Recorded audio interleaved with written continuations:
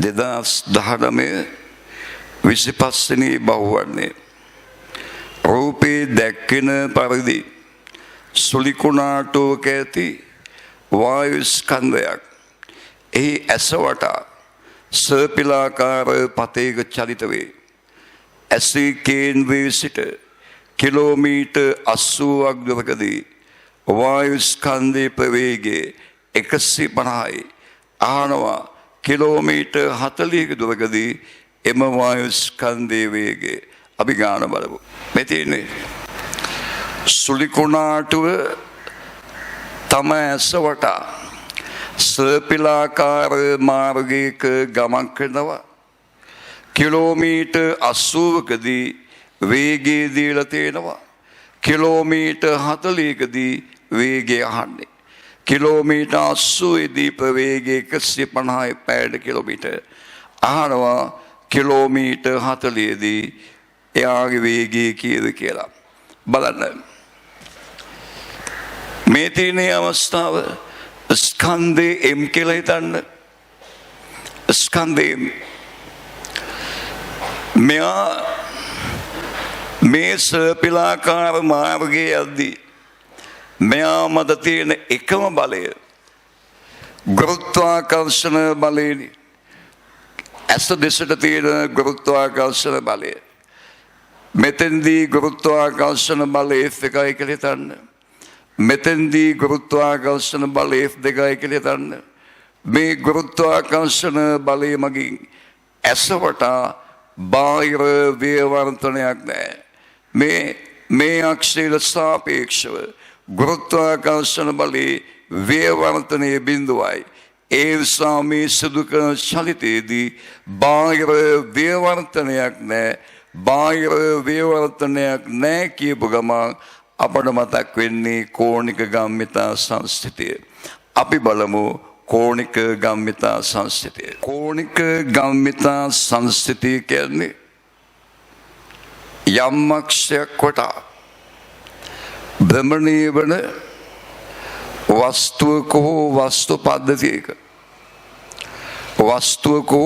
පද්ධතියක භ්‍රමණාක්ෂයට සාපේක්ෂව බාහිර ව්‍යවර්තනයක් නැත්තම් කෝණික ගම්මිතාවේ සංස්ථිතිකයි.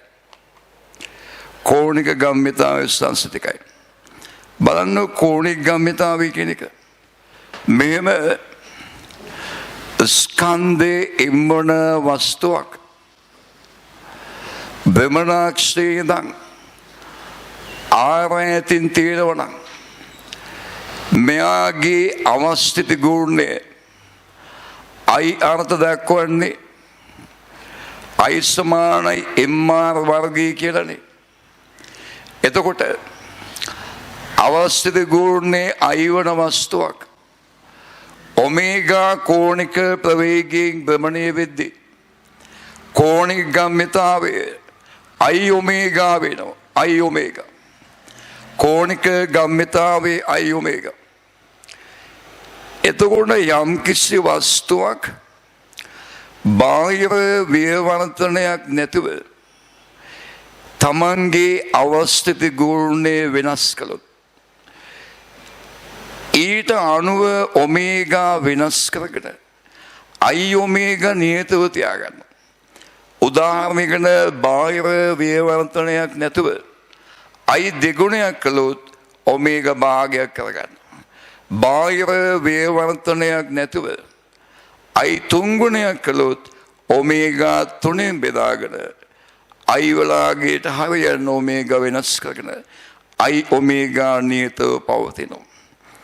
හොඳයි, මේක අපි ඉගෙන ගන්න ප්‍රායෝගික උදාහරණයෙන් බලමුකෝ. ප්‍රායෝගික උදාහරණය දැන් බලන්න.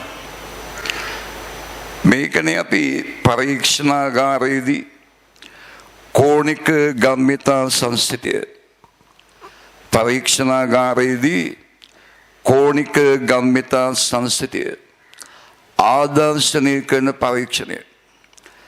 මේ භ්‍රමණ පුටුව මත පුද්ගලයෙක් ඉඳවනවා. එයාගේ අත් දෙකට යකඩ ගෝල දෙකක් දෙනවා. අත් දෙක දිගෑරගෙන ඉන්න කියනවා. මෙයා භ්‍රමණය කරනවා. පිටින් කෙනෙක් මෙයා භ්‍රමණය කළා අතාරිනවා. එතකොට මෙයා භ්‍රමණය වෙමින් පවතිනවනේ. කෝණික ප්‍රවේගයේ ඔමේගා 1යි කියලා හිතන්න. දැන් එසේ භ්‍රමණය වෙමින් තිබෙදී මෙයා මේ දෙවෙනි රූපේ පරිදි ස්කන්ධ දෙක ලං කර ගන්නවා. ස්කන්ධ ලං වෙනකොට අවස්ථිත ගුණය අඩු වෙනවා. මෙයා ස්කන්ධ ලං කරන්නේ බාහිර බලපෑමක් නැතුව, බාහිර ව්‍යවර්තනයක් නැතුව, එහෙම බාහිර ව්‍යවර්තනයක් නැතුව ස්කන්ධ ලං කරද්දී අවස්ථිත ගුණය අඩු වෙනවා. I ඔමේගා නියතව තියාගන්න ඔමේගා වැඩි වෙනවා.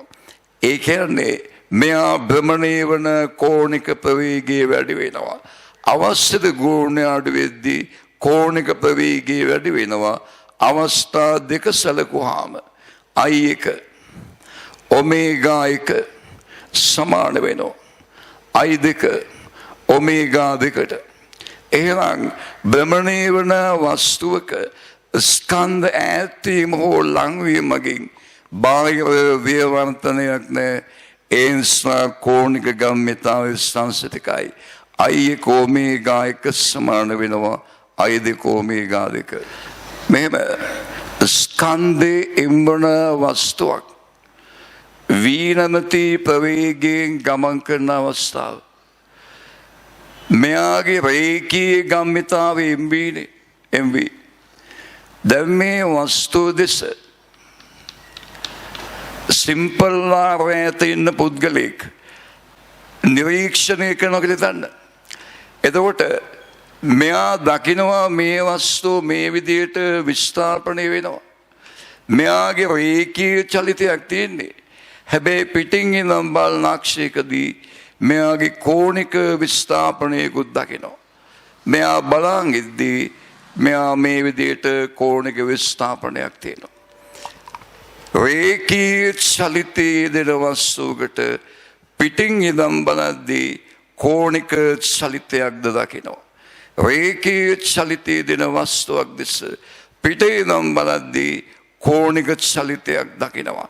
එතකොට වස්තුව ගමන් කරන දිශාවේ සිට R ඈතින් තියෙන අක්ෂයකින් බලද්දී මේ අක්ෂයට සාපේක්ෂව කෝණික ප්‍රවේගය ඔමේගා නම් අර V සමානයි R ඔමේගා අනුව R මෙහාට ගියාම ඔමේගා සමාන වෙනවා V බෙදීම R. ස්කන්ධයේ එම්බන වස්තුව වීනමති ප්‍රවේගයෙන් යද්දී R ඈතින් තියෙන අක්ෂයට සාපේක්ෂව කෝණික ප්‍රවේගය ඔමේගා සමානයි V බෙදීම R. මෙයාගේ අවශ්‍යත ගුණය I අක්ෂයේ සිට R ඈතදී අවශ්‍යත ගුණය I සමාන වෙනවා M R වල වර්ග MR වර්ගය. එතකොට කෝණික ගම්මිතාවේ I ඔමේගා සමානයි I කියන්නේ MR වර්ගය ඔමේගා V බෙදීම R. මේ R වර්ගයේ සහ R කැපුණාම MRV MRV මම මේක ලියනවා MV වරක් R කියලා MVR බලන්න. ස්කන්ධයේ එම්බන වස්තුවක් V වේගයෙන් ගමන් කරද්දී R ඈතින් තියෙන අක්ෂයට සාපේක්ෂව කෝණික ගම්මිතාවයේ MV වරක් සිම්පල් R රේඛීය ගම්මිතාවේ වරක් අක්ෂයේ නම් තියෙනවා කෝණික ගම්මිතාවේ MV වරක් සිම්පල් R. දැන් දීලා තියෙන ගාන බලමු. මෙතන විභාග ගන්න. මෙතෙන්දී වේගී ප්‍රවේගී දීලා 150යි මෙතෙන්දී ප්‍රවේගය අහනවා. මෙන්න මේ විදිහට. ස්කන්ධේ එම්බන වායු ස්කන්ධය R එකක් ඈතදී ප්‍රවේගී V1යි R දෙකක් ඈතදී ප්‍රවේගී V2 නම් මේ පළවෙනි අවස්ථාවේදී මෙයාගේ කෝණික ගම්මිතාවය MV1R1. දෙවෙනි අවස්ථාවේදී මෙයාගේ කෝණික ගම්මිතාවය MV2R2. බාහිර ව්‍යවර්තනයක් නැහැ. ඒ නිසා කෝණික ගම්මිතාවේ සංස්ථිතිකයි. අවස්ථා දෙකේ කෝණික ගම්මිතා සමානයි. M සහ M කැපිලා යනවා. එහෙනම් V1R1 සමානයි V2R2. V1R1 සමාන V2R2. V1 මෙතෙන්දි වේගය ඒක අහන්නේ R1ගේ 40යි සමාන වෙනවා. V2 මෙතෙන්දි වේගය ඒක දීලා තියෙනවා 150යි. R2ගේ මෙතෙන්දී දුර ප්‍රමාණය 80යි. සුළු කළාම V1 සමානයි 300යි කිලෝමීටර් පැයට. 300යි කිලෝමීටර් පැයට 4 වෙනි උත්තරය. 300යි කිලෝමීටර් පැයට 4 වෙනි උත්තරය. මේක මේ කෝණික ගම්මිතාවේ සම්බන්ධ ඉතාම සරල ප්‍රශ්නයක්. මෙන්න මේ මෙතන ඉඳන් මෙතන විතරයි තියෙන්නේ. විනාඩියක් විතර යන මේ ගාන හදන්න. හරි.